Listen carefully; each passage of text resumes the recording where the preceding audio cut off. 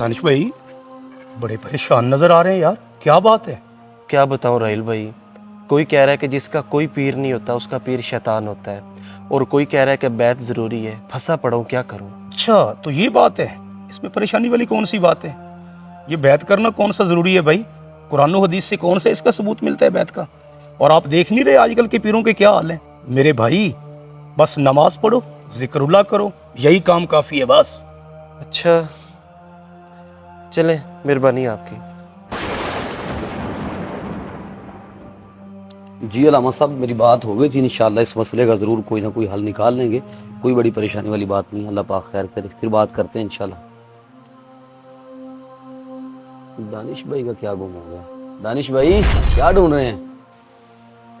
कुछ नहीं शहबाज भाई, गुमा तो कुछ नहीं है, बस एक परेशानी में फंसा पड़ा हूँ। कौन सी परेशानी मेरा भाई, मुझे बताओ क्या हुआ है? यार शहबाज भाई, बात ये है कि कोई कहता है बैत ज़रूरी है और कोई कहता है कि कुरान और हदीस से इसका कोई सबूत नहीं मिलता। मैं तो बस इसी परेशानी में फंसा पड़ा हूँ, क्या करूँ, आप ही कोई हल बता दो। परेशान ना हो, आपकी उलझन की सुलझन मेरे पास है।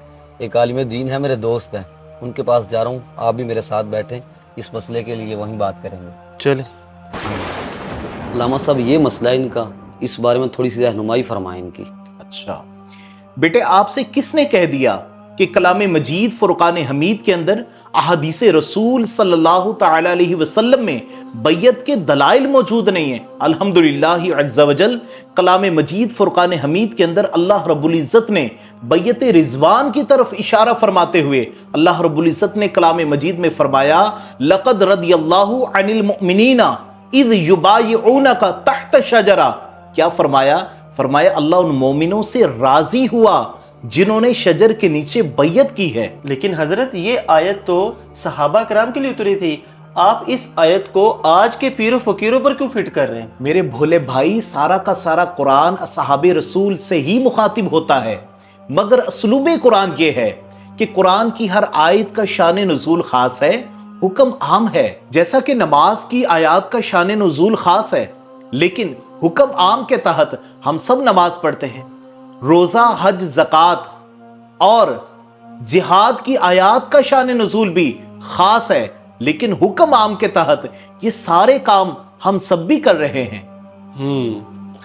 अल्लामा साहब, ये बात तो मुझे समझ में आ गई है कि शान नज़ुल खास होता है, हुक्म आम होता है, लेकिन आजकल के ये जो पीरों के हालात है ये आपके सामने ही है, तो बंदा किसके हाथ पर बैत करे? तो मेरे भाई, आपसे किसने कहा आप ऐसे लोगों की बैयत करें जहां पर हमारे दीन ने यह हुक्म दिया है कि बैयत की जाए, वहीं पर हमारे दीन मतीन ने जिसकी बैयत की जा रही है उसके भी कुछ अहकामात नाजिल फरमाए हैं, उसकी भी कुछ सिफात और शराइत इरशाद फरमाई हैं।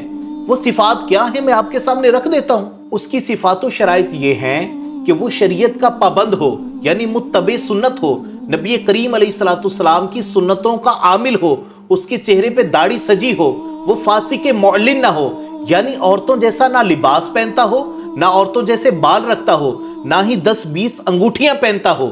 इसके अलावा उसका शजरा तरीकत जो है नबी पाक अलैहिस्सलाम तक कहीं से कटा हुआ ना हो, और इतना इल्म कम अज कम वो जरूर रखता हो कि जरूरत के मसाइल वो दीनी किताबों से निकाल सके। देखे दानिश भाई, अलामा साहब की गुफ्तगू से मुझे जो समझ में आया है वो यही है कि बैत कोई गैर शरई अमर नहीं है। और इसका दूसरा फ़ायदा ये भी है कि जो बंदा शरीयत से दूर हो चुका है, अगर किसी जामे शरायत पीर के हाथ में हाथ दे लेगा तो वो पीर उस बंदे को अल्लाह और उसके रसूल का मुती और फरमाबरदार बना देगा। जी शहबाज भाई, आप बिल्कुल ठीक कह रहे हैं। अल्लामा साहब ने बेहतरीन रहनुमाई फरमाई है।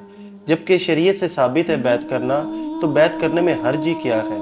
इंशाअल्लाह अज़्ज़ा वजल मैं नियत करता हूँ कि किसी जामे शरायत पीर का मैं मुरीद ज़रूर बनूँगा।